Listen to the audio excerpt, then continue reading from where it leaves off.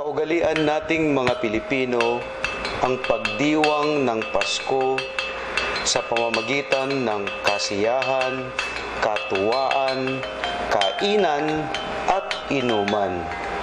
Mula sa kagawaran na nagpapahalaga at nangangalaga sa inyong kalusugan, umiwas po tayo sa mga pagkaing matataas sa alat, sobra ang taba, at sobra ang tamis. Hinihikayat natin na kumain ng prutas at gulay upang mapanatili ang ating kalusugan para po sa Paskong ito at sa darating na bagong taon.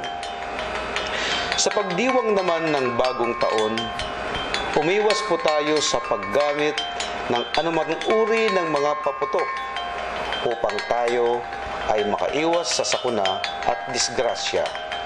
Mula sa kagawaran na lagi sa inyo ay nagmamahal, ito po ang inyong lingkod na bumabati sa inyo na isang malusog na Pasko at mapayapang bagong taon.